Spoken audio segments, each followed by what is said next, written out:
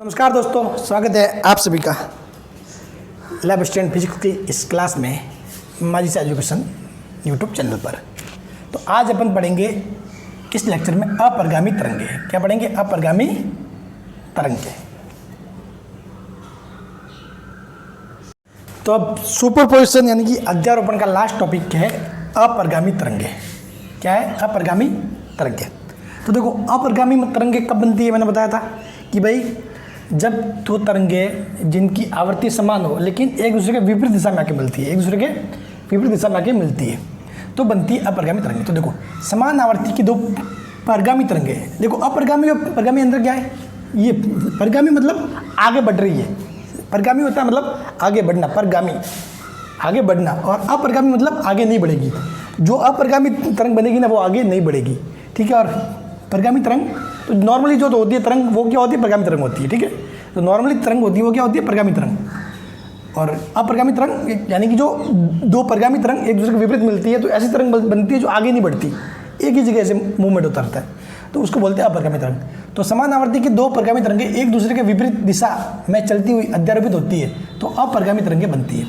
यदि आयाम समान हो, अब देखो जरूरी नहीं कि आयाम समान हो ही, लेकिन यदि आयाम समान हो तो अच्छी अपरिगामी तरंग बनती है। भाई आयाम समान होगा तो अपनों को जिस प्रकार व्यतिकरण अच्छा प्राप्त करने के लिए कुछ शर्त होती है, उसी प्रकार अपरिगामी तरंग अच्छी बने इसके लिए यदि आयाम समान हो तो अच्छी अपरिगामी तरंगें बनती है। अभी अपरिगामी तरंगें दो टाइप की बन सकती है, एक तो अनुदैर्ध्य, एक अनुप्रस्थ, ठीक है। तो पहले पढ़ते हैं अनुदैर्ध्य अपरिगामी तरंग। तो देखो, जब किसी पाइप के वायु स्तंभ में संचरित अनुदैर्ध्य परिगामी तरंग पाइप के सिरों से परावर्तित होकर आपतित तरंगों से मिलती है तो इससे पाइप के अंदर एक अपरिगामी तरंग का निर्माण होता है। कैसे होता है? जैसे फॉर एग्जाम्पल एक पाइप ले लिया, ठीक है, ठीक है। तो मैंने माना पाइप यहाँ से बंद है, पाइप यहाँ से बंद है, ठीक है। तो क्या होगा कि जो आप वेव्स भेजोगे ना वो ऐसे ये जा रही है, ये आपतित है, ठीक है, यहाँ से टकरा के वापिस आएगी, टकरा के वापस, एक दो टकरा के वापस आते वक्त ये आपतित किरणों से आपतित जो है तरंग उससे मिलेगी। तो आपतित ऐसे है जो परावर्तित होकर ऐसे आ रही है, तो इनके बीच में क्या हो जाएगा? अध्यारोपण हो जाएगा, और उस अध्यारोपण से क्या बनेगी? अपरिगामी तरंगें बनेगी, ठीक है। तो ये किस में होता है? जब किसी पाइप के वायु स्तंभ, तो ये अनुदैर्ध्य किस में बनती है? वायु स्तंभ में। किस में बनती है? वायु स्तंभ में। अनुदैर्ध्य मतलब जहाँ पे कण आगे पीछे करते कंपन, ठीक है। तो अनुदैर्ध्य किस में बनती है? वायु स्तंभ में, यानी कि जो ध्वनि तरंगें होती है उनके लिए, ठीक है। तो जैसे कि एग्जाम्पल क्या है? बांसुरी। तो बांसुरी बजाते तो क्या होता है? अनुदैर्ध्य अपरिगामी तरंगों का निर्माण होता है। बिगुल बजाना, बिन बजाना, सारी चीज़ में हवा होती है, चाहे हवा का मैटर आता है वहाँ हो जाएगी अनुदैर्ध्य अपरिगामी, ठीक है। अब पढ़ते हैं अपन अनुप्रस्थ अपरिगामी। देखो, दूसरा है अनुप्रस्थ अपरिगामी तरंगें। तो देखो, अनुप्रस्थ तरंगें किसमें बनती है? जब डोरी, तार, कुछ ऐसी चीज़ होती है वहाँ बनती है। तो देखो यहाँ क्या होगा? जब तनी हुई डोरी या तार में संचरित तरंगें डोरी के दूसरे सिरे से परावर्तित होकर आपतित तरंगों से मिलती है तो अध्यारोपण के कारण अपरिगामी तरंगों का निर्माण होता है, ठीक है। जब आप डोरी में तरंग ऐसे भेजोगे ऐसे करके तो वो सामने वाले किसी सिरे से टकरा कर वापस आएगी, तो जो आपतित और परावर्तित दोनों का मिलन होगा तब अध्यारोपण के कारण क्या निर्माण होगा? अनुप्रस्थ अपरिगामी तरंग का निर्माण होगा। ये किस में होगा? तो होता है स्वरमापी, सितार, गिटार, एकतारा, वायलिन, जहाँ पर तार काम में लिया जाता है, जहाँ पर कुछ ना कुछ वायर या डोरी काम में ली जाती है। किसके लिए? स्वरमापी, सितार, गिटार, एकतारा और वायलिन।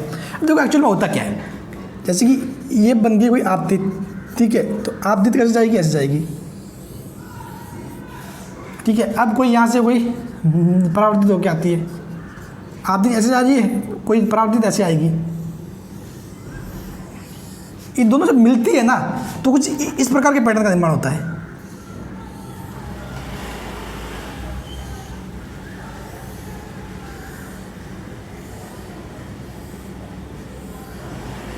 ठीक है, यानी कि माध्यम का कोई कण, एक कण फिक्स रहता है कि मतलब वो ना तो कहीं कंपन ही नहीं करता, मतलब बिल्कुल स्थिर रहता है। ये कण स्थिर हो गया, ये कण स्थिर हो गया, ये कण स्थिर हो गया, फिर एक कण क्या करता है? ऊपर नीचे करता है कंपन, समझ गए? ऐसे कुछ चीज़ें रहती है, ठीक है। और जब ये परिगामी तरंगें होती है तो उसमें तो क्या होता है? माध्यम का प्रत्येक कण ऊपर नीचे करता है दोलन, ठीक है। लेकिन यहाँ पर माध्यम का प्रत्येक कण ऊपर नीचे दोलन नहीं करता, यानी कि मतलब एक जगह आयाम बिल्कुल जीरो रहता है यहाँ पे, और यहाँ पे ऊपर नीचे यहाँ वाला कण है तो वो ऊपर नीचे कंपन करेगा, समझ गए। तो इस प्रकार से मतलब आपतित और परावर्तित मिलकर बनाती है अपरगामी। ये भी टॉपिक बहुत अच्छा है, डीप में बहुत अच्छे से समझ सकते हैं, लेकिन इतना अपन जाएंगे नहीं इसके, ठीक है। अपरगामी बनाती, ठीक है। अब इसके बारे में खास खास बातें वो अपन पढ़ते हैं। अब देखो बहुत इंपॉर्टेंट चीज़ है ये, जब दो तरंगे आपस में विपरीत दिशा में आके मिलती है तो बनता है अपरगामी तरंग, ठीक है। तो अपरगामी तरंग में पैटर्न ऐसा बनता है, कैसा बनता है, ऐसे, समझ गए। अब देखो इसमें क्या होता है, आप यहाँ देखोगे तो माध्यम का ये कण क्या स्थिर है, ये कण क्या स्थिर है, ये कण स्थिर है, ये कण स्थिर है, ये कण कहीं पर भी ऊपर नीचे कंपन नहीं कर रहा, ये कण कहीं पर भी ऊपर नीचे कंपन नहीं कर रहा, ठीक है। और बाकी दूसरे कण देखोगे, जैसे कि ये वाला कण देखिए ई, मैंने मान लिया, चलो एक एग्जांपल, ये वाला कण यहाँ ऊपर नीचे कंपन करेगा, ये अधिकतम यहाँ जाएगा, ऊपर नीचे यहाँ जाएगा, ये वाला कण अधिकतम यहाँ जाएगा, नीचे यहाँ जाएगा। एक कण होगा जो मैक्सिमम जाएगा, यानी कि ए वाला कण अधिकतम और नीचे यहाँ तक, इसी प्रकार बी वाला यहाँ अधिकतम या न्यूनतम, सी वाला अधिकतम और न्यूनतम, ठीक है। तो ये जो कण होते हैं डी और ये सी, इनके बारे में पढ़ते हैं। तो देखो एक होता है निष्पन्द, एक होता है निष्पन्द यानी कि नोड। नोड माध्यम के जिन बिंदुओं पर कण स्थिर रहते हैं अर्थात कंपन आयाम शून्य होता है, उनको बोलते हैं नोड्स। यानी कि नोड क्या हुए, सी डी और ई, इनको बोलेंगे नोड्स, यानी कि निष्पन्द। क्या बोलेंगे, निष्पन्द, इनको बोलते हैं निष्पन्द। निष्पन्द पे क्या होता है, माध्यम के कण सरल आवत गति नहीं करते, निष्पन्द वाले कण सरल आवत गति नहीं करते, ध्यान रखना, वो स्थिर रहते। देख लो यहाँ वाला कण, यहाँ वाला कण, यहाँ वाला कण स्थिर है, वो कहीं पर भी ऊपर नीचे जा रहा है, नहीं जा रहा है। लेकिन इसके अलावा जैसे ये कण है तो ये सरल गति कर रहा है, लेकिन इसका आयाम कम है, आयाम सिर्फ इतना है। यहाँ वाले कण का आयाम इतना हो जाएगा, यहाँ वाले कण का आयाम ये ऊपर और ये नीचे था, यहाँ वाले कण का आयाम ये, यहाँ वाले कण का आयाम मैक्सिमम होगा, समझ गए। तो देखो, तो एग्जाम्पल क्या हुआ, सी डी और ई निष्पन्द, ठीक है। निष्पन्द पर दाब व घनत्व में परिवर्तन अधिकतम होता है। निष्पन्द पर क्या होता है, दाब व घनत्व में परिवर्तन अधिकतम होता है। कारण, तो निष्पन्द पे देखोगे ना, तो निष्पन्द पे आप ध्यान से देखोगे तो निष्पन्द पे कण एक दूसरे के विपरीत होते हैं। अगर यहाँ का एक बात करो, कण उसकी बात करो इसकी, और एक कण इसकी बात करो, ठीक है। ये वेव एक वेव बना रही है, तो इन दोनों के बीच की बात करोगे ना, तो एक तो ऊपर जा रहा होता है और एक नीचे जा रहा होता है, एक ऊपर जा रहा होता है, एक नीचे जा रहा होता है। इस कारण क्या होता है, परिवर्तन अधिकतम आता है, यानी कि निष्पन्द पर दाब व घनत्व में परिवर्तन अधिक होता है, ठीक है। एक आता है, नेक्स्ट आता है प्रस्पंद। प्रस्पंद यानी कि एंटी नोड्स, प्रस्पंद, इसको बोलेंगे एंटी नोड्स, ठीक है। कहीं इसका ये मत समझने लगे भाई नोड पे मैक्सिमम होगा, एंटी नोड पे जीरो, क्योंकि एंटी आ रहा है ना, मतलब एंटी मतलब जीरो नहीं, एंटी मतलब यहाँ 1 है, ठीक है। यहाँ निष्पन्द, नोड, प्रस्पंद, एंटी नोड्स, ठीक है। हाँ, इन नाम में कंफ्यूज मत होना, हिंदी वाले हो तो बस हिंदी में याद रखना, तो हिंदी इंग्लिश दोनों एक साथ लेके चलोगे तो ये थोड़ा कंफ्यूज करने वाला नाम है, ठीक है। तो निष्पन्द, नोड और प्रस्पंद, एंटी नोड, अपन बोलेंगे निष्पन्द एंड प्रस्पंद। तो देखो नेक्स्ट बात करते हैं किसकी, प्रस्पंद की। तो जिन बिंदुओं पर कंपन का आयाम अधिकतम होता है प्रस्पंद कहलाते हैं। कौन कौन से बिंदु, ए बी और सी, ए बी एंड सी, इन पर क्या है, इनका आयाम अधिकतम है। देखो इनका आयाम अधिकतम है, समझ गए। और इनके अलावा भी बाकी के कण सरल आवत गति करते हैं, लेकिन इनका आयाम कम होता है। लेकिन जो कण निष्पन्न पर होते हैं वो सरल आवत गति करते ही नहीं, क्योंकि उनका आयाम शून्य होता है, ठीक है। अब देखो प्रस्पंद पर दाब व घनत्व में परिवर्तन न्यूनतम होता है या शून्य मान लो, ठीक है। प्रस्पंद पर दाब व घनत्व में परिवर्तन न्यूनतम होता है। कारण, क्योंकि जब आप इस पे देखोगे प्रस्पंद पे, तो ये दोनों ही बिंदु सेम कला में होते हैं, यहाँ वाला और यहाँ वाला बिंदु सेम कला में होते हैं, ठीक है। तो जबकि यहाँ देखोगे तो एक दूसरे के विपरीत, एक ऊपर एक नीचे, यहाँ सेम दोनों ऊपर साइड, ठीक है। तो इसलिए दाब व घनत्व में परिवर्तन क्या होगा, न्यूनतम होता है। एग्जाम्पल ए बी और सी, ए बी और सी बिंदु को क्या बोलते हैं, प्रस्पंद।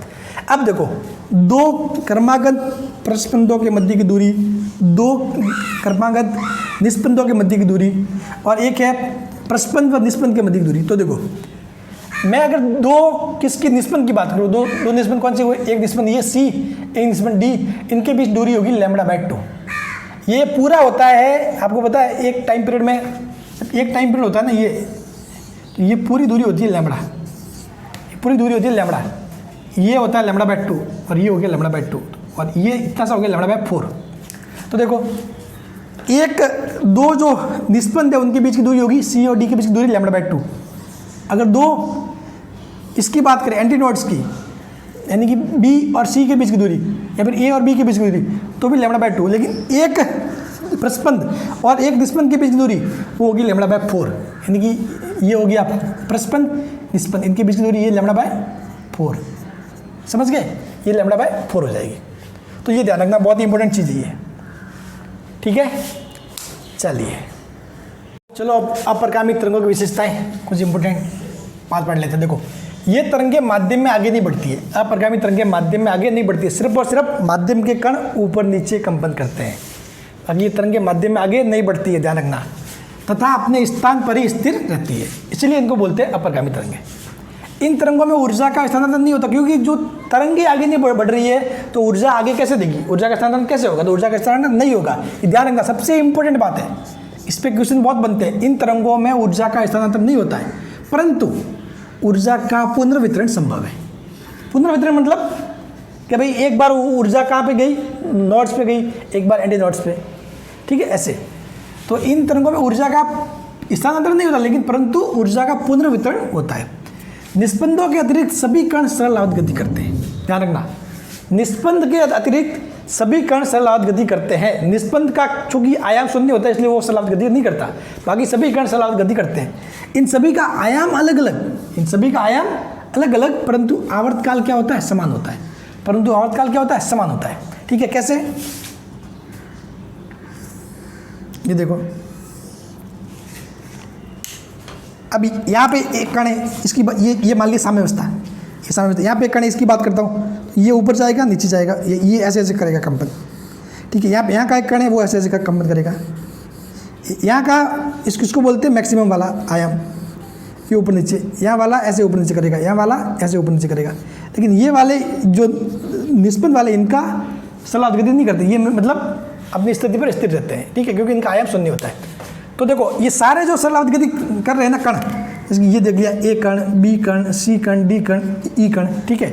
तो इन सभी का आयाम तो अलग अलग होगा।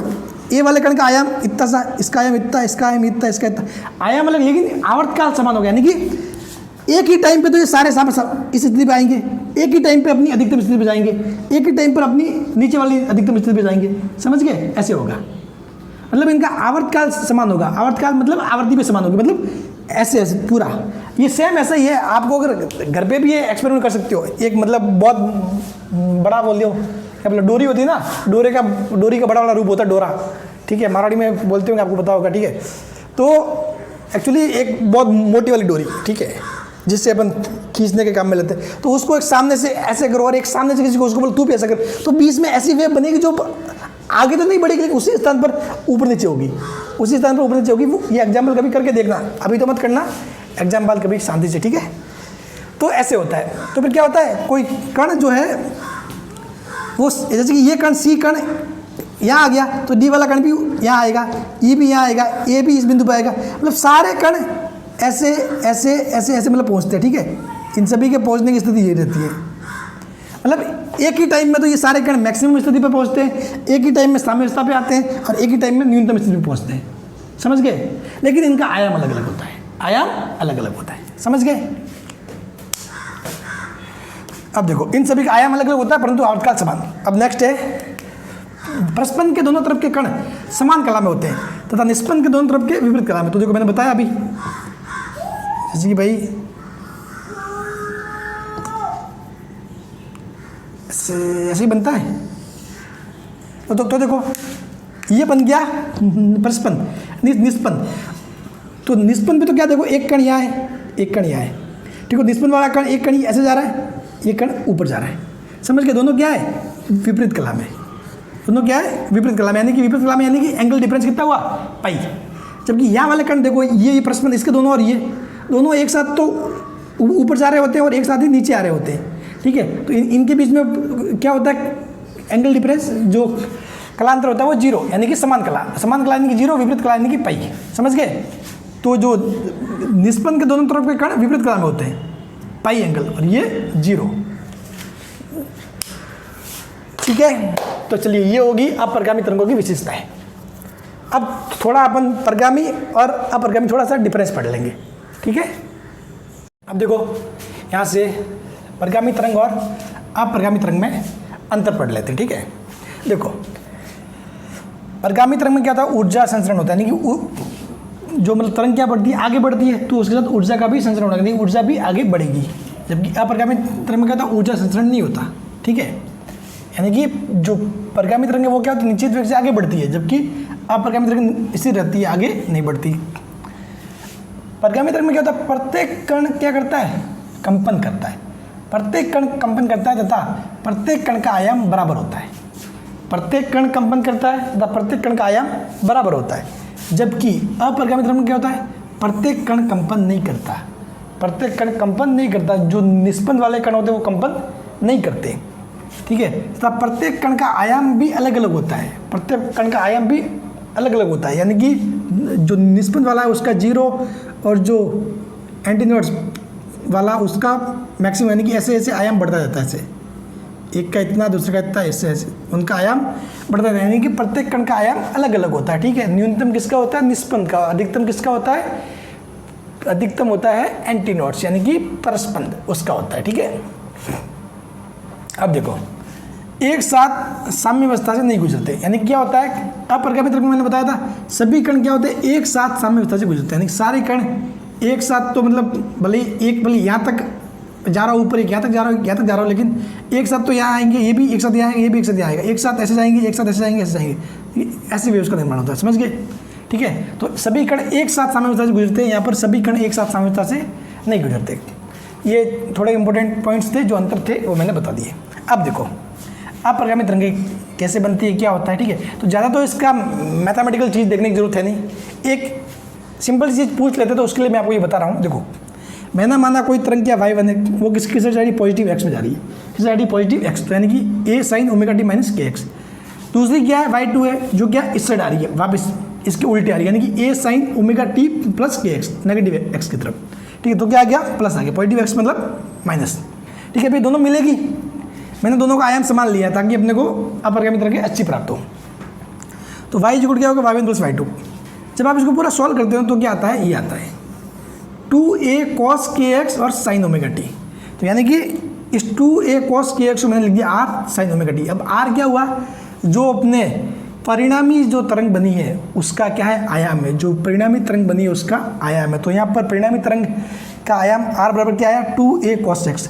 अब x क्या है, यहाँ पर दूरी है, अतः आयाम का मान दूरी पर निर्भर करता है। यहाँ पर देख लो, इस केस में आयाम का मान दूरी पर निर्भर करता है, यानी कि परगामी तरंगों के लिए आयाम का मान दूरी पर निर्भर करता है, यानी कि कण कहाँ पर स्थित है उस पर डिपेंड करता है कि कण कितनी दूरी पर स्थित है, कण की स्थिति क्या है, कण की स्थिति पर निर्भर करता है। जबकि अपरगामी में क्या होता है, आयाम बराबर होता है, किसी पर भी निर्भर नहीं करता। और आयाम क्या होता है, आयाम r इक्वल टू वो होता है ऐसे, ठीक है। और वो सिर्फ और सिर्फ किस पे, जो सभी कणों का आयाम क्या होता है, समान होता है, ठीक है। और इसमें क्या आता है, सिर्फ ओनली फॉर इस साइड फाई आता है, कॉस फाई वाला, ठीक है। तो बाकी इसमें क्या होता है, r equal to 2a cos kx, यानी कि आयाम का मान दूरी पर निर्भर करता है, आयाम का मान दूरी पर निर्भर करता है। अब देखो आपको ये 2a cos kx याद नहीं रखना, आपको अधिकतम ये याद है भाई, अधिकतम आयाम कितना हो सकता है, अधिकतम आयाम होता है 2a, अधिकतम आयाम होता है 2a, जहाँ पर a क्या है, किसी एक जो परगामी तरंग है उसका आयाम है। तो अधिकतम आयाम हो सकता है 2a और न्यूनतम 0, न्यूनतम 0, समझ गए। अधिकतम आयाम 2a मतलब किसका होगा, तरंगे ऐसे होती है ना, तो ये वाला बिंदु कौन सा होता है, परस्पंद, उसका अधिकतम आयाम कितना होगा 2a, उसका अधिकतम आयाम कितना होगा 2a, ठीक है। और किसका 0 होगा, निस्पंद का, समझ गए। तो ये ऊपर वाला 2a हुआ, ऐसा नहीं कि नीचे वाला ये और ये ऊपर वाला ये, नहीं, ये ऊपर वाला पॉजिटिव का 2 है, नीचे वाला नेगेटिव का 2 है, -2 है, समझ गए। तो ये कहाँ से कहाँ इसकी आवर्त गति होगी, -2 से लगाकर +2a तक इसकी आवर्त गति होगी। अगर पूरी लेंथ बोले तो पूरी लेंथ होगी 4a, समझ गए। तो अधिकतम आयाम कितना होगा 2a, अधिकतम आयाम 2 और न्यूनतम 0, ये याद रखना बस, काम की चीज़ ये है, अधिकतम आयाम 2 कभी पूछा जा सकता है, ठीक है। अब चलिए सबसे इंपॉर्टेंट टॉपिक जिस पे सवाल बनते हैं, वायु स्तंभ में अपरगामी तरंगों का बनना, वो पढ़ते हैं। अब देखो क्या पढ़ेंगे अपन, वायु स्तंभ में अपरगामी तरंगों का बनना, किसमें, वायु स्तंभ में।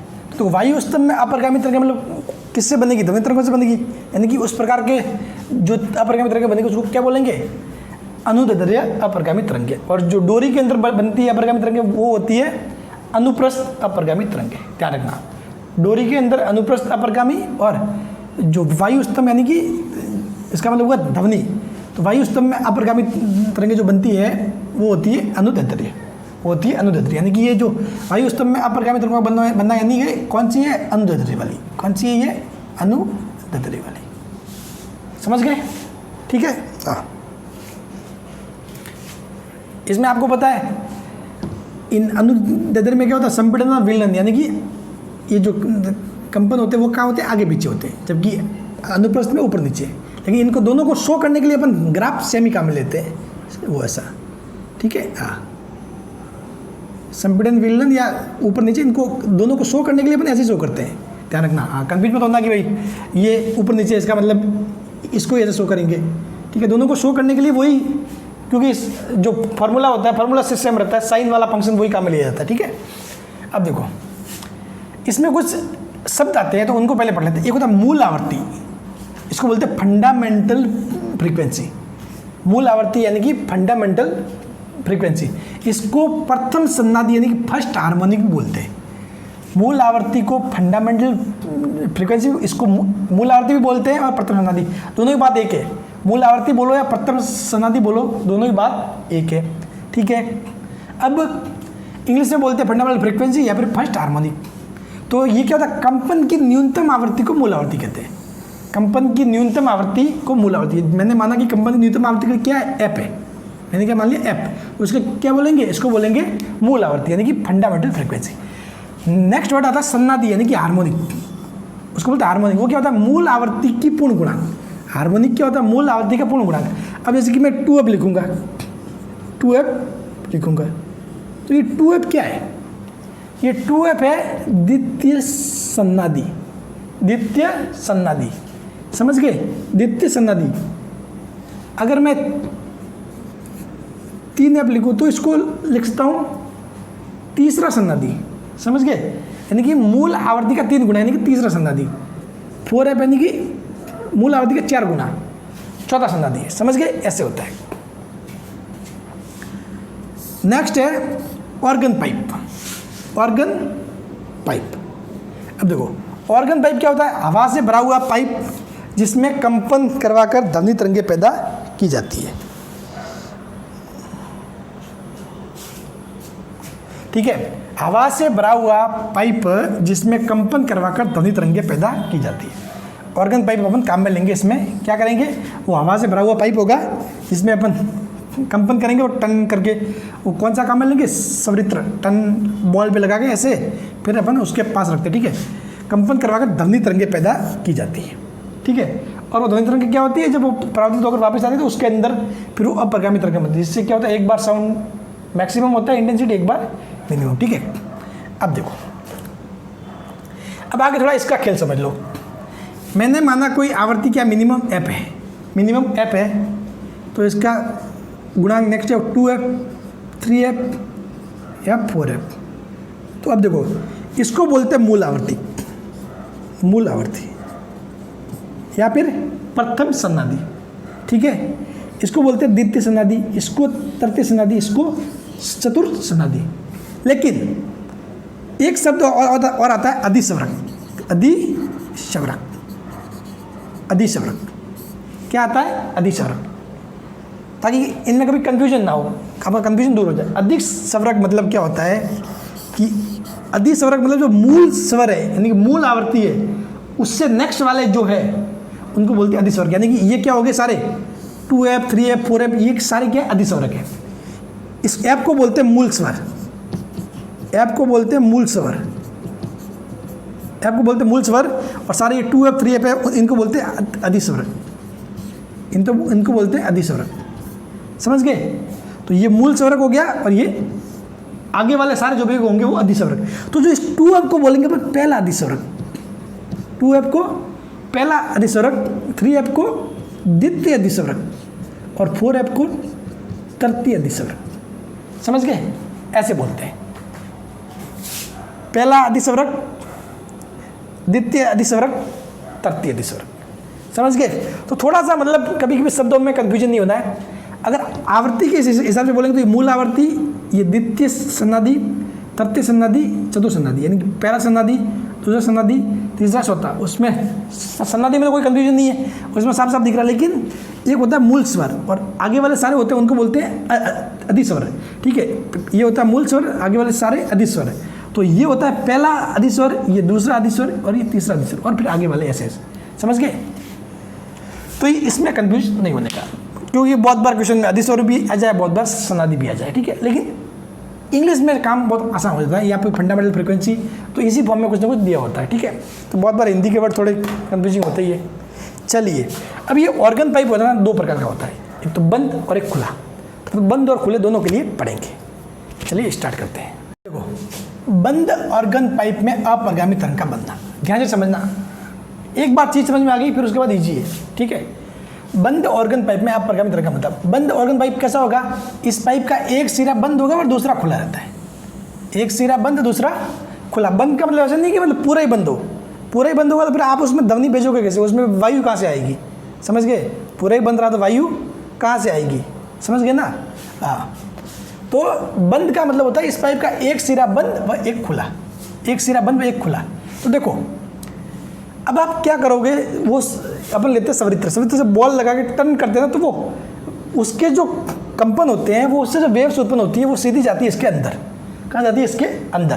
तो देखो, अंदर जाने पर क्या होता है, एक चीज़ रहती है कि कंपन से उत्पन्न तरंग को बंद सिरा संपीड़न को संपीड़न के रूप में तथा विलयन को विलयन के रूप में परावर्तित करता है। तो जब ये क्या होता है, ज़्यादा इसमें सोचने की जरूरत नहीं है, जो लिखा है उसको बस समझ लो। जब ये तरंग, पहली तरंग जाएगी अंदर, तो उसका क्या होगा, यहाँ से या इस वाले सिरे से क्या होगा, परावर्तन होगा। इस वाले सिरे से क्या होगा, परावर्तन होगा। जहाँ पर परावर्तन होगा वहाँ हमेशा बनेगा निष्पंद। तो जो परावर्तन होगा ना, तो उसमें क्या होगा, जो बंद सिरा, ये कौन सा सिरा, बंद सिरा, संपीड़न को तो संपीड़न के रूप में परावर्तित करेगा तथा विलयन को विलयन के रूप में परावर्तित करेगा। यानी कि मतलब क्या होता है कि मतलब ध्वनि तरंग में क्या होगा, संपीड़न व विलयन होता है, इसलिए अपन संपीड़न व विलयन की बात कर रहे हैं। तो संपीड़न को संपीड़न के रूप में तथा विलयन को विलयन के रूप में परावर्तित करेगा। तो जब ये परावर्तित करेगा तो बहुत सारी स्थितियाँ बनती है, अलग अलग टाइप की स्थिति बनती है। तो मैंने माना पहली स्थिति, प्रथम स्थिति, प्रथम स्थिति। ठीक है, प्रथम स्थिति में मैंने माना कि इसके अंदर इस तरह से निर्माण होता है। यानी कि ये हमेशा ध्यान रखना, इस बंद सिरे पर क्या बनेगा, निष्पंद बनेगा, और खुले सिरे पर बनेगा प्रस्पंद। हमेशा ध्यान रखना सारी कंडीशन में, खुले सिरे पर प्रस्पंद और बंद सिरे पर निष्पंद। खुले पर प्रस्पंद और बंद पर निष्पंद, ऐसा ही बनेगा। अब ये क्या बन रहा है, इसकी पूरी एक वेव होती है ना, ऐसे ऐसे, तो इसका ये आधा बन रहा है। क्या बन रहा है, इसका आधा, इतना बन रहा है। समझ गए? ये निष्पंद हो गया, ये हो गया प्रस्पंद। तो ये इनके बीच की दूरी कितनी होती है आपको पता है? एक प्रस्पंद और निष्पंद के बीच की दूरी कितनी होती है, λ/4। कितनी होती है, λ/4। और निष्पंद और निष्पंद के बीच की दूरी λ/2 और प्रस्पंद λ/2, लेकिन प्रस्पंद और निष्पंद λ/4। अब मैंने माना कि भाई ऑर्गन पाइप की लंबाई L है, ऑर्गन पाइप की लंबाई L है, तो जो उसके अंदर अपरिगामी तरंग जो बन रही है वो ऐसी बन रही है प्रथम स्थिति के अनुसार। तो क्या होगा, L बराबर λ/4, L बराबर λ/4। अब देखो, एक फॉर्मूला होता है अपने पास, V ध्वनि का वेग होता है f लैम्बडा। यानी कि अगर f को मैं n लिख दूँ आवर्ती, तो v बराबर आवर्ती इंटू तरंग दैर्ध्य। ठीक है, v बराबर आवर्ती इंटू तरंग दैर्ध्य, तो f लैम्बडा। अब देखो, इसमें आपको कंफ्यूज नहीं होना कि इसको याद कैसे, याद रखने का सिंपल तरीका रखना। देखो, v बराबर क्या होता है, मीटर प्रति सेकंड, तो आपको यहाँ आना चाहिए मीटर प्रति सेकंड आना चाहिए। तो ये आवृत्ति क्या होता है, 1/सेकंड, ये किस में होता है, मीटर में होता है, तो मीटर प्रति सेकंड। समझ गए? तो इस हिसाब से कंफ्यूज नहीं होना, चीज़ों को मतलब ऐसे याद रखना है। ठीक है, तो v = L lambda, v = L lambda. तो अब यहाँ से n क्या आएगा, v/λ, n क्या आएगा, v/λ। ठीक है, तो n बराबर क्या है, v/λ। तो अपने यहाँ पर इसको मैं n नहीं लिख के n1 लिखूँ, क्योंकि अपने प्रथम स्थिति इसलिए मैंने लिख दिया n1। तो n1 बराबर क्या, v/λ। अब यहाँ से लैम्बडा कितना है, लैम्बडा देखो तो कितना आ रहा है, 4L। तो v = 4L, sorry n1 = v/4L। कितना आ रहा है, n1 बराबर v/4L। अब देखो, n1 को क्या बोलेंगे, n1 को बोलेंगे मूल आवर्ती। क्या बोलेंगे, मूल आवर्ती बोलेंगे, मूल स्वर बोलेंगे। ठीक है, या फिर प्रथम सन्नादि बोलेंगे। समझ गए? इस n1 को 3 चीज़ों से बोल सकते हैं, या तो मूल आवर्ती बोल सकता हूँ मैं, प्रथम सन्नादि बोल सकता हूँ, या फिर मूल स्वर बोल सकता हूँ। समझ गए? अब चलिए पढ़ते हैं द्वितीय। वैसे ऐसे कि इसकी स्थितियाँ बहुत होती है, द्वितीय, तृतीय, चतुर्थी, लेकिन अपन 3 तक पढ़ेंगे, उसके बाद सारी चीज़ें समझ लेंगे, ठीक है। देखो द्वितीय स्थिति, मैंने क्या माना भाई, ये क्या द्वितीय स्थिति। तो देखो द्वितीय स्थिति को में कैसे होगा, हमेशा ध्यान रखना, बंद सिरा है वहाँ पर क्या बनेगा, निष्पन्न बनेगा, और जो खुला सिरा है वहाँ पर प्रस्पंद। ए मतलब एंटी नोट्स, एन मतलब नोट्स, नोट्स यानी कि निष्पंद, एंटी नोट्स यानी कि प्रस्पंद, ठीक है।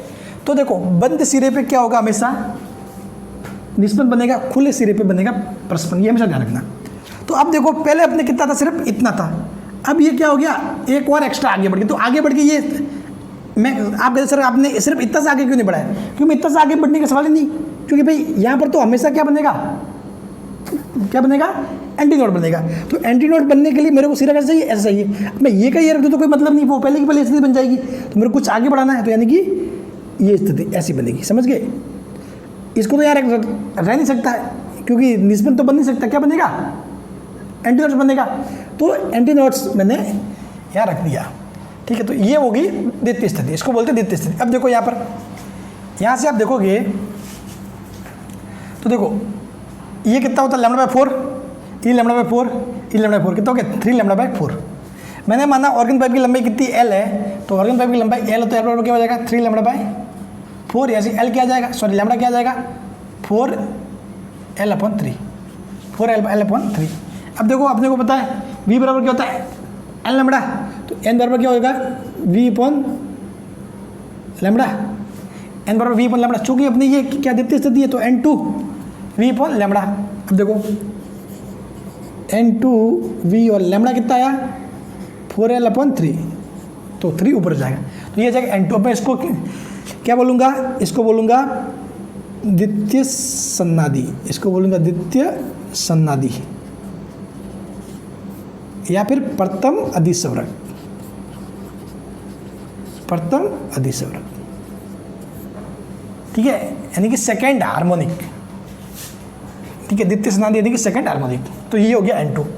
अब देखो मैंने माना कि तीसरी स्थिति, तीसरी स्थिति कैसे, अब तीसरी स्थिति में मेरे को थोड़ा और बढ़ाना आगे, ठीक है। तो यानी कि मतलब, और अपने को साफ बात है, जो खुला है वहाँ पर क्या बढ़ेंगे, एंटी नोट्स, जो बंद है वहाँ बनेंगे नोट्स, ये साफ बात है, हमेशा ये तो फॉलो हो गई। देखो तो इस केस में ऐसे बन जाएगा, ऐसे बनेगा, तो ये देखो ये कितना, λ/4 1, λ/4 2, λ/4 3 4 और λ/4 5, तो ये 5 λ/4 और ये L। तो साफ बात है, ऐसे कैसे करो, यदि ऑर्गन पाइप की लंबाई L है तो कितना हो जाएगा, ये 5 λ/4, यहाँ से λ/4 कितना आ जाएगा, λ/4 आएगा 4L/5, 4L/5। अब अपने को पता है तीसरी स्थिति है, तो N3V/λ, N3 कितना हो जाएगा, लैम्बडा का मान रखो, तो क्या होगा, 5V/4L, 5V/4L। अब यहाँ से देखोगे आप, तो इसको बोलेंगे आप तृतीय सन्नादि, तृतीय सन्नादि यानी कि थर्ड हार्मोनिक, या फिर बोलोगे द्वितीय अधिस्वरक, द्वितीय अधिस्वरक, समझ गए। इसमें जो मूल आवर्ती को बोलते हैं, क्या बोलते हैं, मूल स्वर, फिर उसके बाद वाले क्या बोलते हैं, प्रथम अधिस्वरक, द्वितीय अधिस्वरक, जो मैंने आपको समझाया उस हिसाब, ठीक है, नाम में कंफ्यूजन नहीं होना चाहिए। तो ये N3 क्या जाएगा, 5V/4L। तो यानी कि ऐसे ऐसे आप, अगर आप चौथी स्थिति लोगे तो चौथी में क्या होगा, फिर एक राउंड पूरा करके एक और ऐसे खुल जाएगा, ऐसे, समझ गए, तो ऐसे होगा। तो यानी कि मतलब अपने पहले वाले केस में क्या था, एक एंटी नोट्स था, एक नोट था, इसमें क्या हो गया, 2 एंटी नोट्स 2 नोट्स, इसमें 3 एंटी नोट्स 3 नोड, समझ गए। तो चीज़ें ऐसे होगी। तो ये आपको समझ में आ गया। अब देखो इससे एक स्पेशल रिजल्ट निकल के आता है, वो देखते हैं। ऐसे देखोगे तो देखो क्या समझ में आ रहा है अपने को कि N1 कितना आया था, V/4L, N2 3V/4L, N3 क्या है, 5V/4L, यानी कि प्रथम हार्मोनिक, प्रथम सन्नादि कितना था, V/4L, द्वितीय 3V/4L, तीसरा क्या है, 5V/4L। अब इनका अनुपात निकालोगे तो क्या आ रहा है, 1:3:5, क्योंकि V/4L से V/4L सारे कैंसिल, 1:3:5। तो यहाँ से एक चीज़ समझ में आ रही है कि भाई अर्थात बंद पाइप में केवल विषम सन्नादि यानी कि ऑड हार्मोनिक उत्पन्न होते हैं। ये क्वेश्चन सीधा का सीधा पूछा जा सकता है, 2 मार्क्स। कोई कैलकुलेशन भी करने की जरूरत नहीं है, ठीक है। बहुत बार ऐसी चीज़ें पूछी जा सकती है, ठीक है। तो हमें ध्यान रखना, बंद पाइप में केवल विषम सन्नादी बनते हैं, यानी कि ऑड हार्मोनिक्स उत्पन्न होते हैं। क्या कारण? क्योंकि इसमें 1, 3 और 5 ये चीज़ें होती है। अब देखो, अब पढ़ते हैं खुले ऑर्गन पाइप में अपरिगामी तरंग का बनना। खुले ऑर्गन पाइप में अपरिगामी तरंग का बनना। खुला ऑर्गन पाइप कैसा होगा? दोनों सिरे खुले होंगे, समझ गए? दोनों सिरे क्या होंगे? खुले होंगे। बंद ऑर्गन पाइप में एक खुला होगा और एक बंद होगा, समझ गए? क्योंकि एक सिरा तो खुला रखना ही पड़ेगा, क्योंकि इसके अंदर आपको ध्वनि भेजनी है। ध्वनि आप कैसे भी भेज सकते हो, या तो फिर सर्वत्र लेके गेंद पे टच करके फिर ऐसे भेज सकते हो, या फिर आप खुद भी फूंक मार सकते हो, चिल्ला सकते हो उसके अंदर। वैसे आपको एक आइडिया हो तो एक्चुअली गांव में अभी भी है, ठीक है। अभी तो क्या मोस्टली गैस आ गया है, ठीक है। तो चूल्हा होता है ना, तो चूल्हे को जलाने के लिए एक वो ऐसा पाइप सा काम में लेते हैं, ऐसे फूंक मार के, मतलब, ठीक है।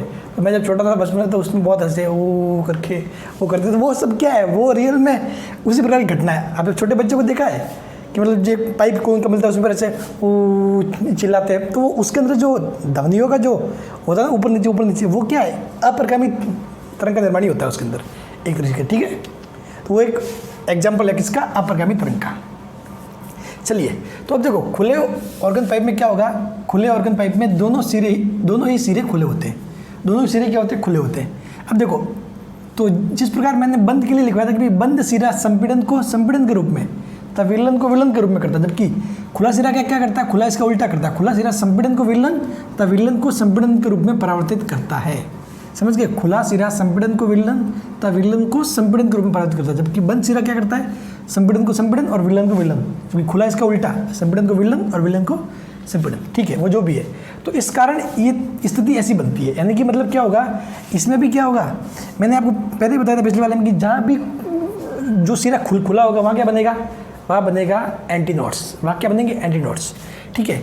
और चूँकि बंद तो है ही नहीं, यहाँ पर बंद है ही नहीं, ठीक है। तो जो भी नोड्स बनेंगे नोड्स क्या जो बनेंगे ना, ये नोड्स वो कहाँ बनेंगे?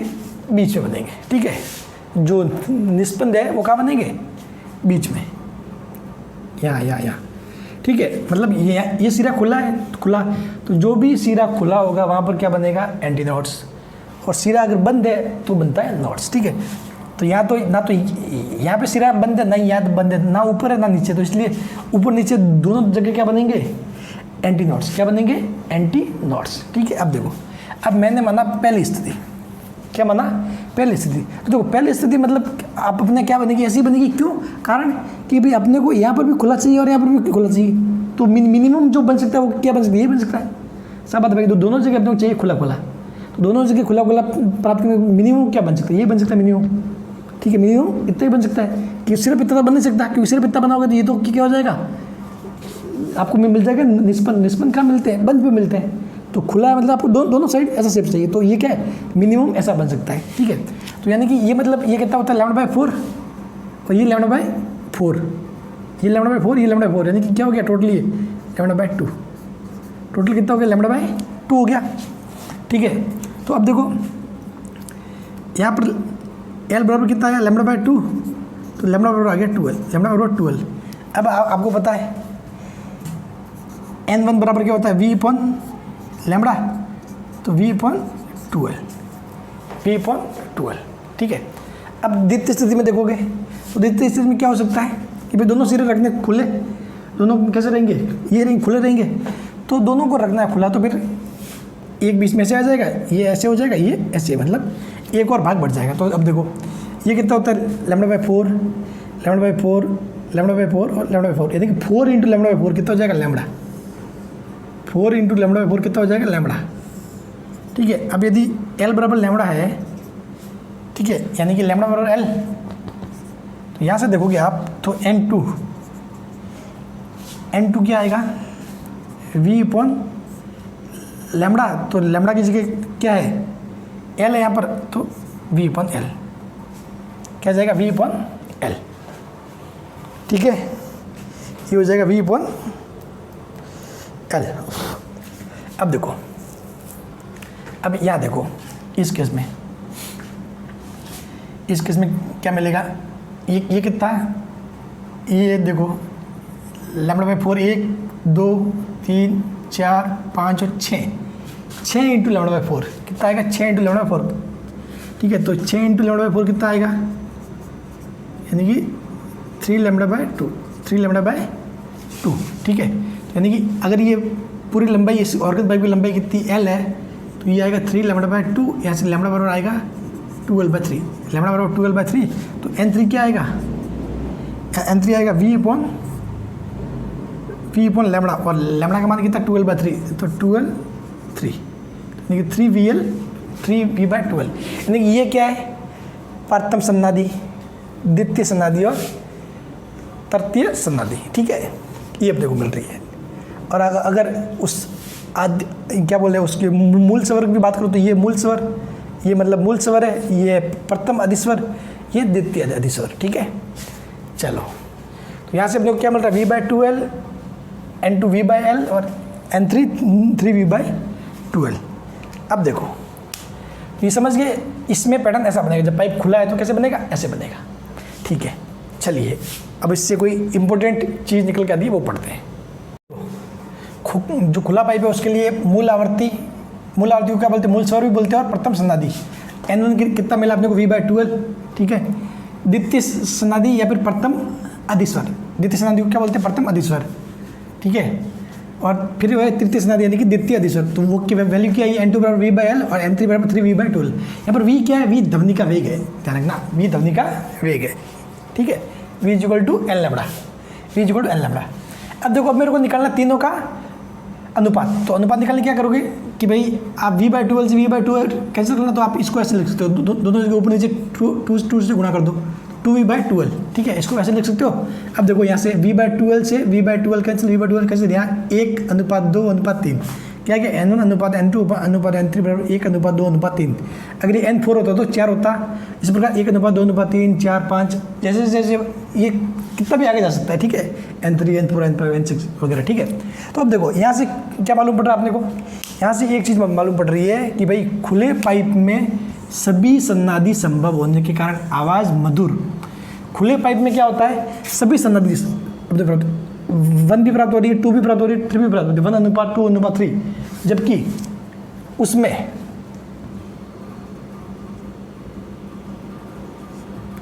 जबकि उसके अंदर क्या होता है? उसके अंदर अपने को मिलती है विषम सन्नादि। क्या मिलती है? विषम सन्नादि। जबकि इसमें क्या होता है? इसमें मिलती है अपने को सारी सन्नादि, सारी मिल जाती है, सम विषम। उसके अंदर सिर्फ आप 1 मिलती है, 3 मिलती है, 2 नहीं मिलती उसके अंदर ये 2 नहीं मिल रही, जबकि इसमें 2 भी मिल रही है, समझ गए? तो इसमें सभी सन्नादि पॉसिबल है, यानी कि फर्स्ट हार्मोनिक भी पॉसिबल है, थर्ड हार्मोनिक भी पॉसिबल है, ठीक है। सभी पॉसिबल है, ठीक है ना। तो खुले पाइप में सभी सन्नादि संभव होने के कारण आवाज़ मधुर होती है, ठीक है। तो ये इसमें फर्स्ट हार्मोनिक भी मिलता है, द्वितीय सन्नादि भी मिलती है और तृतीय भी मिलती है, ऐसे ही मिलता है, ठीक है। समझ गए? तो ये क्या हो गया? 1:2:3। इसमें क्या होता है? 1:2:3, उसमें 1, 3, 5 वगैरह ऐसे, ठीक है। ये ध्यान रखना। अब देखो, एक चीज़ इंपॉर्टेंट देखो, जो आवृत्ति है वो क्या होती है? आवृत्ति 1 वायु स्तंभ की लंबाई। कहाँ से आया ये? देखो, ये जो आवृत्ति है N2 किसके समानुपाती? 1/L है, समानुपाती 1/L। यानी कि आवृत्ति क्या हुआ है? वायु स्तंभ की लंबाई की व्युत्क्रमानुपाती होती है। वायु स्तंभ की लंबाई मतलब जो अपना ऑर्गन पाइप है वो क्या है? उसमें वायु तो भरी हुई है, उस ऑर्गन पाइप में पूरे में क्या वायु भरी हुई है, यानी कि वो वायु स्तंभ है, ठीक है। तो आवृत्ति समानुपाती 1 वायु स्तंभ की लंबाई, यानी कि N समानुपाती 1/L। अब देखो, अब इसके ऊपर एक फेमस एक क्वेश्चन बहुत बार पूछा भी जाता है, एग्जाम में पूछा भी गया, ठीक है। देखो, ये कह रहा है कि यही कारण है कि नल के नीचे रखी बाल्टी जैसे जैसे बढ़ती है उससे निकलने वाली ध्वनि की आवृत्ति बढ़ती है, मतलब आवाज़ पतली होती है। अब तो क्या होता है? ये जो आवृत्ति है ना, किस पे डिपेंड करती है? वायु स्तंभ की लंबाई पे। तो जो बाल्टी है, बाल्टी जब आप पहली बार पानी भरना स्टार्ट करोगे तो वायु स्तंभ की लंबाई कितनी होगी? इतनी होगी। जब बाल्टी में इतना पानी भर जाएगा तो वायु स्तंभ की लंबाई कितनी रहेगी? सिर्फ इतनी रहेगी, यानी कि वायु स्तंभ की लंबाई घटेगी। धीरे धीरे जैसे जैसे पानी भरेगा वायु स्तंभ की लंबाई घटेगी, तो क्या होगा? आवृत्ति बढ़ेगी। देखो, आवृत्ति बढ़ना मतलब क्या होता है? आवाज़ का पतला होना। तो जैसे जैसे बाल्टी में पहली बार पानी गिरता तो बहुत आवाज़ आती है, फिर जैसे जैसे पानी, फिर धीमे बिल्कुल पतली आवाज़, मतलब बिल्कुल सही ढंग से, सही मंत्र में आवाज़ आती है, बिल्कुल शांत ढंग से, ठीक है। तो यानी उसका मतलब ये होता है कि आवृत्ति बढ़ जाती है। तो उससे निकलने वाली ध्वनि की आवृत्ति बढ़ती है, यानी कि आवाज़ पतली होती है, आवाज़ पतली होती है। ये एक एग्जाम्पल था, इससे संबंधित। ठीक है, चलिए अब करते हैं न्यूमेरिकल्स। अब देखो एक न्यूमेरिकल है कि दोनों सिरों पर खुले एक ऑर्गन पाइप की लंबाई कितनी 0.5 मीटर है। यदि वायु में ध्वनि का वेग कितना 350 मीटर प्रति सेकंड है, तो इस ऑर्गन पाइप की मूल आवृत्ति ज्ञात करो। ज्ञात कब करनी है? जब दोनों सिरे खुले हो। अब कह रहा है कि अब यदि एक सिरे को बंद कर दे तो मूल आवृत्ति ज्ञात करो। यानी कि भाई पहली बार तो बोल रहा है कि दोनों सिरे खुले तो मूल आवृत्ति ज्ञात करो, और एक बार बोल रहा है कि एक सिरा बंद हो तो मूल आवृत्ति ज्ञात करो। तो अपने पास दिया हुआ क्या है? v बराबर कितना दिया हुआ? 350 मीटर प्रति सेकेंड। l कितना दिया हुआ है? 0.5 मीटर। अब देखो अपन दोनों स्थिति में निकालते हैं। क्या करेंगे? दोनों स्थिति में निकालेंगे। माना दोनों सिरे खुले, दोनों सिरे खुले, दोनों सिरे खुले, तो दोनों सिरे खुले हैं तो क्या होगा? ऐसे बनेगा, क्योंकि जो खुले सिरे होते हैं वहाँ हमेशा ये बनता है एंटीनोड्स। ठीक है, ठीक है। अब मैंने माना ये ऑर्गन पाइप की लंबाई कितनी L है, तो ये क्या हो गया? λ/4, और ये λ/4, ये क्या हो गया? λ/2 हो गया। ये पूरी लेंथ क्या होगी? λ/2, यानी कि λ/2 इक्वल टू L। तो λ बराबर कितना हो गया? 2L। λ बराबर 2L। अब देखो आपको निकालनी है आवृत्ति, निकालनी है तो आवृत्ति बराबर क्या होता है? n बराबर v/λ। तो v/λ यानी कि v/2L। v कितना है? 350, 2L कितना है? 0.5, तो 0.5 इंटू 2 कितना होगा? 1। ये हो जाएगा 350 हर्ट्ज। क्या हो जाएगा? 350 हर्ट्ज। अब बोल रहा है कि दोनों सिरे बंद, सॉरी दोनों सिरे बंद तो कर नहीं सकते, एक सिरा बंद। अब यदि एक सिरा बंद, एक सिरा बंद, तो देखो यदि एक सिरा बंद है तो मतलब कैसे होगा? ऐसे होगा चीज़ें।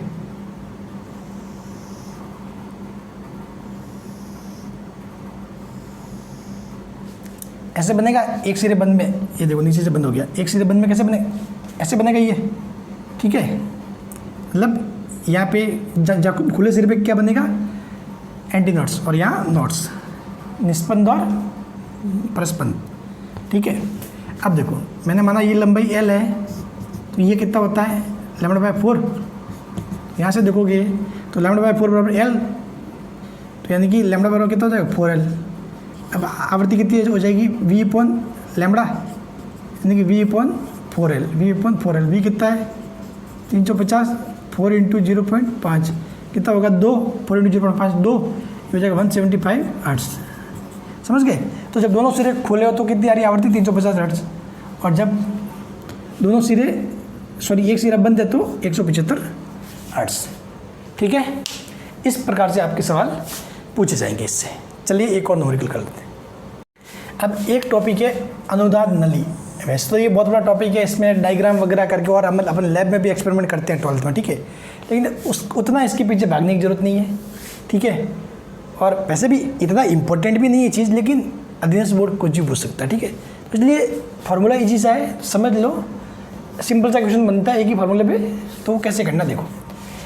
अनुनाद नली में क्या होता है कि आप मतलब 2 बार मतलब क्या करवाते हो? रेजोनेंस करवाते हो, यानी कि अनुनाद करवाते हो। ठीक है, एक स्थिति मतलब पहली स्थिति में जब करवाते हो अनुनाद, तब जो लंबाई होती है वायु स्तंभ की लंबाई, उसको बोलते हैं L1। और जब दूसरी बार जब होता है अनुनाद और उस स्थिति में वायु स्तंभ की लंबाई होती है, वो होती है L2। ठीक है, यहाँ पर n क्या होती है? जो ध्वनि आप यूज कर रहे हो उसकी आवृत्ति, जो ध्वनि तरंग है उसकी आवृत्ति। तो वायु में ध्वनि का वेग के लिए फार्मूला क्या बनता है? v = 2n L2 minus L1। समझ गए? v = 2n L2 minus L1, ये होता है फार्मूला। बस ये याद रखना। बहुत बार सिंपल सा क्वेश्चन 2 मार्क्स इससे आ सकते हैं। ठीक है, क्योंकि ये टॉपिक कोई ऐसा नहीं है कि आउट ऑफ सिलेबस है। ठीक है, आउट ऑफ सिलेबस नहीं है, क्योंकि ये टॉपिक भी सीधी सी बात है, इसको सुपरपोजिशन चीज़ से जुड़ा हुआ है। किस जुड़ा हुआ है? सुपरपोजिशन से जुड़ा हुआ है। ठीक है, यानी कि जो अध्यारोपण सिद्धांत है उससे मेल खाता है, तो इसलिए सवाल कहीं से भी बन सकता है। तो सिंपल सा कि v = 2n L2 minus L1। अब देखो फॉर एग्जाम्पल एक न्यूमेरिकल अपन करते हैं कि भाई अनुनाद नली में वायु स्तंभ के साथ एक संवृत्र 8 सेंटीमीटर तथा 10 सेंटीमीटर पर अनुनाद उत्पन्न करता है। यानी कि भाई 8 और 10 दे दिया, यानी कि भाई 8 क्या है, जब पहली बार होता है अनुनाद तब, यानी कि L1 बराबर कितना आ गया 8 सेंटीमीटर और L2 बराबर कितना आ गया 10 सेंटीमीटर। तो ये पूछ रहा है कि तो ध्वनि तरंग की तरंग दैर्ध्य ज्ञात करो। तो ध्वनि तरंग की क्या करनी है आपको, तरंग दैर्ध्य ज्ञात करनी है। तो देखो आपके पास V का फॉर्मूला क्या है, V बराबर 2n L2 माइनस L1, ठीक है। लेकिन आपको साथ ही पता है कि आपको पूछा है लैम्बडा पूछा है, तो आपको पता है V इक्वल टू क्या होता है N lambda, V equal to N lambda. तो यहाँ से आप देखोगे तो लैम्बडा बराबर क्या आता है V अपॉन n, लैम्बडा बराबर क्या होता है V अपॉन n। तो यहाँ से आप देखोगे तो यहाँ से मैं ऐसे लिख सकता हूँ इसको V अपॉन n बराबर 2 L2 माइनस L1 और V अपॉन n की क्या हो जाएगा लैम्बडा। तो लैम्बडा बराबर सीधा आ रहा है 2 L2 माइनस L1। अब देखो 2 कितना है, 2 की जगह 2, L2 कितना है 10, किस में सेंटीमीटर में, तो यानी कि 10 बटा, चलो इसको सेंटीमीटर में रख लेते हैं, लास्ट में आंसर में किस में आएगा सेंटीमीटर में आएगा, ठीक है। 10 माइनस 8 कितना हो जाएगा 2, यानी कि 4 सेंटीमीटर। वेवलेंथ कितनी आई, जो तरंग दैर्ध्य वो कितनी आई 4 सेंटीमीटर। अब देखो यही क्वेश्चन ये एग्जाम में पूछा गया सवाल है, ठीक है। अगर यही क्वेश्चन अगर आपके 11th स्टैंडर्ड में आ जाए, ठीक है, तो आप छोड़ के थोड़ी ना आओगे, 2 मार्क्स मिल रहे हैं। अनुनाद नदी में वायु स्तंभ के त्वरित 8 सेंटीमीटर 10 सेंटीमीटर, फार्मूला क्या है V equal to 2n L2 minus L1, बस V equal to 2n L2 minus L1, बस इस फार्मूले से करना। बहुत बार क्या करेगा आपको ये आवर्ती दे देगा, ये L2 L1 दे देगा और V आपको पूछ सकता है, ठीक है। बहुत बार V दे देगा, L2 L1 दे देगा, n आपको पूछ सकता है। या फिर बहुत बार ये और ये दे दिया, L2 पूछ सकता है कि भाई जब दूसरी बार मतलब जब प्राप्त हुआ अनुनाद तो उसकी लंबाई क्या थी, मतलब 1 2 3 इन चारों में से कोई भी 3 देके एक पूछ सकता है, समझ गए। तो ये सिंपल सी चीज़ है, ये हो गया अनुनाद नली। अब देखो अब एक और लास्ट टॉपिक रहा है डोरी में अपरगामी तरंगे, वो भी बहुत सिंपल सा है क्योंकि आपने वायु में पढ़ लिया तो डोरी में अब काम ईजी हो गया है, ठीक है। अब देखो अब डोरी में उत्पन्न अपरगामी तरंगे, तो मैंने बताया अगर डोरी में अपरगामी तरंगे बनेगी वो कैसी बनेगी, अनुप्रस्थ टाइप की अपरगामी तरंगे। कैसी बनेगी, अनुप्रस्थ टाइप की अपरगामी तरंगे, समझ गए। जबकि जो अपने वायु स्तंभ है जो जैसे कि ऑर्गन पाइप है उसमें कैसी बनती है, अनुदैर्ध्य टाइप की, ठीक है। तो इसमें कैसी बनेगी, अनुप्रस्थ टाइप की। कौन सी वाली, अनुप्रस्थ, यानी कि ऊपर नीचे, यानी कि ऊपर नीचे, ठीक है। अनुप्रस्थ टाइप की अपरगामी तरंगे बनती है। अब देखो इसमें भी 3 स्थिति होती है, प्रथम द्वितीय और तृतीय, ठीक है। और भी ज़्यादा आगे हो सकती है, 3 तक ही अपन समझते हैं, ठीक है।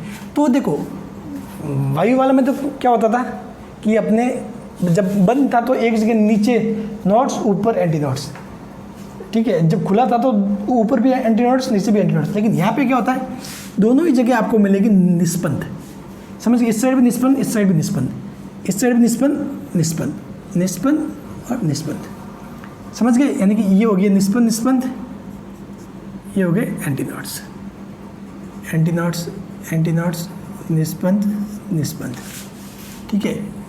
Antinodes, antinodes, antinodes, nodes यानी कि निस्पंद, नॉट्स, ठीक है। अब देखो पहली स्थिति कि भाई पहला जो न्यूनतम क्या बन सकता है, तो मैंने माना इस डोरी है, डोरी की लंबाई कितनी L है, डोरी की लंबाई L है, तो ये कितना हो जाएगा, ये कितना होता है λ/2, ये लंबाई कितनी होती है λ/2 की, λ/4, λ/4, λ/2।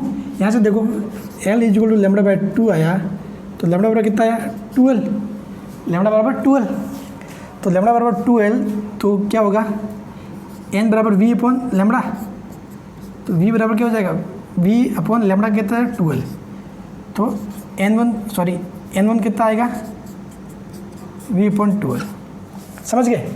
यहाँ देखो ये लंबाई पूरी लंबाई L है, ठीक। इसमें देखो दोनों मतलब इस साइड भी निस्बत बनता है, इस साइड भी निस्बत बनता है, ठीक है, ध्यान रखना। तो यहाँ देखो ये λ/2 और λ/2, ये पूरा हो जाएगा लैम्बडा, ये पूरा हो जाएगा लैम्बडा, ठीक है। तो यानी कि क्या हो जाएगा लैम्बडा बराबर L। तो अपने को पता है n बराबर क्या होता है, यहाँ पे n1 ले लिया, इसको n2 ले लो, v/λ, तो यानी कि क्या हो जाएगा n2 बराबर v/L, n2 बराबर v/L, ठीक है। अब देखो यहाँ पे देखो कि अगर ये तार की लंबाई L है, यहाँ पे ये क्या है, लंबाई तार की लंबाई है, जबकि वहाँ पे वो क्या थी, वायु स्तंभ की लंबाई, ठीक है। L क्या है, तार की लंबाई, L क्या है, तार की लंबाई, तार की लंबाई। यहाँ देखो ये कितना हो जाएगा, λ/2 λ/2 λ/2 यानी कि 3 λ/2। ये पूरा कितना होता है 3 λ/2, ठीक है। तो अब देखो L = 3 λ/2 यानी कि लैम्बडा यहाँ से कितना आएगा 12/3, 12/3 लैम्बडा 12/3 आया तो n3 बराबर कितना होता है v बाई लैम्बडा, और लैम्बडा की जगह क्या रखोगे 12/3 यानी 3 ऊपर हो जाएगा 3v/12, 3v/12 यानी कि इसमें भी क्या आया 1:2 2:3 आया। क्या आया 1:2 2:3 यानी कि यहाँ से आप देखोगे तो n1:n2:n3 1:2:3 सेम अपने को मिल के सारा है जैसा कि अपने को खुले ऑर्गन पाइप में मिलता है वैसा मिल रहा है, ठीक है। 1:2:3 v/12 v/L 3v/12 इसको करोगे, इसको यहाँ ऊपर से 2 से गुणा करोगे तो ये v/12 आपस में कैंसिल 1 2 3 यानी कि n1 n2 n3 बराबर 1/2/3। देखो सिर्फ अंतर क्या होगा, सिर्फ एक तो क्या अंतर ये रह रहा है कि भाई इसमें दोनों जगह क्या मिल रहा है निस्बत मिल रहा है। अब यहाँ पे v की वैल्यू अलग होगी, v की वैल्यू क्या होगी, वहाँ पे v क्या थी ध्वनि थी, वहाँ पे v क्या थी ध्वनि थी, ठीक है। तो इसलिए v की वैल्यू क्या थी वो ध्वनि का वेग था। लेकिन अब यहाँ पे क्या है डोरी है, तो डोरी में उत्पन्न तरंग है तो उनका वेग निकालने के लिए मैंने फार्मूला बताया था पहले, डोरी में उत्पन्न तरंग के लिए वेग क्या होता है T/m, मैंने बताया था फार्मूला। तो यहाँ पर v का मान कितना होगा T/m, बस। अब देखो यहाँ से एक चीज़ साफ साफ समझ आ रही है क्या कि भाई जो तनी हुई डोरी तथा खुले पाइप में सभी सन्नादि प्राप्त होती है, यानी कि सभी हार्मोनिक अपने को प्राप्त होते हैं, ठीक है। पहला हार्मोनिक, दूसरा, तीसरा, चौथा, पांचवा, जबकि बंद पाइप में केवल विषम सन्नादि प्राप्त होते हैं, यानी कि 1 3 5 ऐसे, ठीक है। जबकि जो खुला पाइप है और जो डोरी जो तनी हुई उसमें सभी सन्नादि प्राप्त होते हैं, यानी कि उसमें 1 2 3 4 5 सारे, और इसमें को केवल 1 3 5 ऐसे। अब देखो सभी स्थिति में आपने देखा जो आवृत्ति है वो समानुपाती किसकी हो रही है, भाई इनके गुणा में भले 2 और 3 आ रहा है वो बात अलग है, बाकी पूरा समानुपाती किसके है, n समानुपाती v/L, n समानुपाती v/L होता है हमेशा, ठीक है। तो यदि वायु स्तंभ की बात करें यानी कि जो ऑर्गन पाइप की बात करें तो वहाँ क्या होगा वायु स्तंभ, तो उस केस में L क्या होता है वायु स्तंभ की लंबाई, उस केस में L क्या होता है वायु स्तंभ की लंबाई, और v होता है ध्वनि का वेग, v होता है ध्वनि का वेग, ठीक है। लेकिन यदि डोरी की बात करें, यदि डोरी हो तो क्या होता है L होता है डोरी की लंबाई, L होता है डोरी की लंबाई, और यहाँ पर v हो जाता है उस डोरी में जो तरंग उत्पन्न होती है उसका वेग। तो डोरी में तरंग उत्पन्न होती है उसका वेग क्या होता है T/m, T क्या होता है टेंसियल तनाव, और m क्या होता है एकांक लंबाई का द्रव्यमान यानी कि M/L, ठीक है। अतः डोरी के लिए क्या होगा n समानुपाती v की जगह मैं लिख दूँ ये √T/m, तो ये हो जाएगा 1/L T/s है, ठीक है। अब देखो यहाँ से इस स्मॉल m को अपन πr² d लिख सकते हैं, जब अपन ने पहले किया था जब अपने ध्वनि का वेग पढ़ा था चैप्टर, ठीक है, तो उसमें अपने ये आया था πr² d। तो यहाँ से देखो ये जो डोरी में उत्पन्न तरंग है उसकी आवृत्ति किस पे डिपेंड करती है, डोरी की लंबाई, उसमें कितना है तनाव उस पर, उसकी रेडियस कितनी है उस पर, और उसका डोरी का क्या है डेंसिटी कितनी है घनत्व, इन सभी पर निर्भर करती है, समझ गए। तो इस पर भी क्वेश्चन बन सकता है, ठीक है। तो ये याद रखना 1/L T/r² d। अब देखो एक होता है मेल्डी का नियम, ठीक है। तो ये बहुत सिंपल सी चीज़ है। देखो आपको पता है डोरी के अंदर जब बनते हैं कंबन कैसे कैसे बनते हैं, ऐसे बनते हैं, या तो ऐसा एक बनता है, या ऐसे 2 बनते हैं, या 3 बनते हैं, 4 5 कैसे भी बन सकते, ठीक है, 10 भी बन सकते, 20 भी बन सकते। तो ये कितने बनेंगे इसके लिए मेल्डी ने एक नियम दिया। मेल्डी ने बोला कि यदि डोरी की लंबाई L नियत हो, यदि भाई डोरी की लंबाई L को नियत रख ले तथा n क्या है जो कंपन लूप की संख्या, देखिए यहाँ पे कंपन लूप कितना हो जाएगा 1, यहाँ पे कंपन लूप 3, मतलब कितने लूप बन रहे हैं उस L लंबाई में, कितने लूप बन रहे हैं, जैसे कि L लंबाई है पूरी, तो इसमें कितने लूप बन रहे हैं, एक ऐसा बन गया, दूसरा, तीसरा, चौथा, तो 4 बन रहे हैं, तो n बराबर कितना हो जाएगा 4, ठीक है। उनको बोलते हैं कंपन लूप की संख्या। तो यदि T किया डोरी में तनाव, तो उसने कहा कि n × √T बराबर नियत होता है, n × √T बराबर नियत होता है, ये होता है मेल्डी का नियम। मेल्डी ने ये कहा कि भाई किसी का डोरी का तनाव T है तो √T × इसके जो लूप बनेंगे, एक लूप, इसको एक लूप बोलेंगे, इनको 3 लूप बोलेंगे, अगर से 2 बनेंगे तो ये ऐसे दो बनेंगे तो उसको दो लूप बोलेंगे, n बराबर 2। तो n इंटू डेल्टा टी का मान क्या रहता है, नियत रहता है, ये बोला मेल्डी ने। चलिए ये हो गया टॉपिक अपरिगामी तरंग यहाँ पर पूरा हो गया। आगे पढ़ेंगे अपन डॉपलर इफेक्ट, जो कि सबसे ज़्यादा इम्पोर्टेंट है। ठीक है, चलिए।